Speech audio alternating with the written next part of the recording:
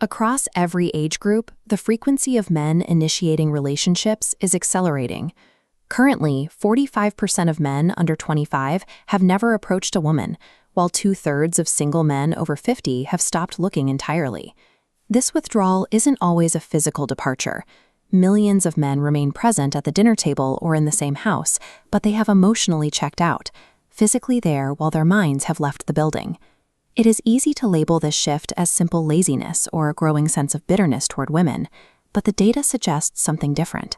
These men haven't necessarily stopped caring. Rather, they have found that caring has begun costing them too much of their internal peace. To understand why millions of men are choosing isolation over intimacy, we have to look past the social behaviors and examine the underlying physiological crisis inside the male brain. The starting point for the modern man is a biological environment differing significantly from previous generations. Since recording began, baseline testosterone levels in men have reached historic lows. Testosterone is more than a sex hormone.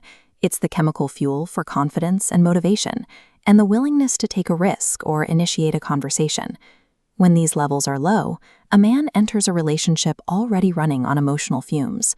The system driving his sense of value is depleted before he even attempts to show up. This creates a compliment desert. When effort is met with indifference, his dopamine reward circuitry registers a failed investment. Dopamine drives the motivation to repeat a behavior. After enough failed investments, the brain stops authorizing effort. Just like touching a hot stove, it simply stops the investment. By the time a man faces a major conflict, his biological capital is often already spent on these small, daily failures. When a man experiences direct rejection or criticism, his nervous system reacts with a level of intensity that mirrors a physical threat. This triggers a rejection cascade, activating the literal pain circuitry used for physical injury. Cortisol spikes and dopamine crashes.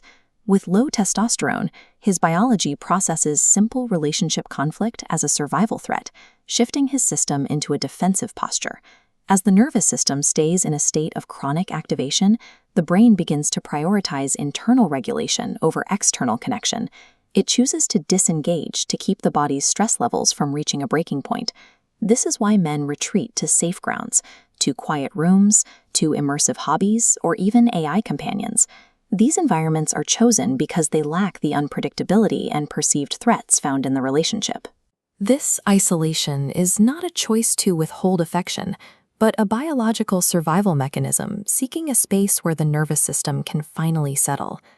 To reverse this trend, the brain needs to reclassify the relationship as a space of safety rather than a source of stress. Connection begins with mirror neurons.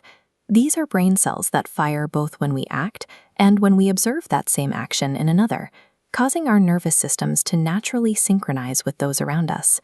When a partner brings a regulated, calm tone to a disagreement, these mirror neurons encourage his brain to shift out of survival mode and back into a state of connection. Communication also changes based on which part of the brain is engaged. Interrogations trigger the amygdala, the fear center, while open invitations engage the prefrontal cortex, responsible for complex thought. By replacing interrogation with invitation, the brain moves past its defense mechanisms. This activation makes vulnerability possible because the threat response is bypassed. This transition relies on operant conditioning, a process where behaviors are reinforced by their outcomes. When a man's attempt at vulnerability is met with validation rather than criticism, the brain registers that opening up is safe. Each positive experience strengthens the neural pathway associated with emotional engagement. This process requires consistency. Because the male threat detection system is already in a state of high sensitivity, a return to weaponized conflict can quickly reinforce the old patterns of withdrawal. Reversing the male retreat is a matter of understanding the biological need for peace. When the environment no longer feels like a war zone, the nervous system can finally power down and re-engage with the world.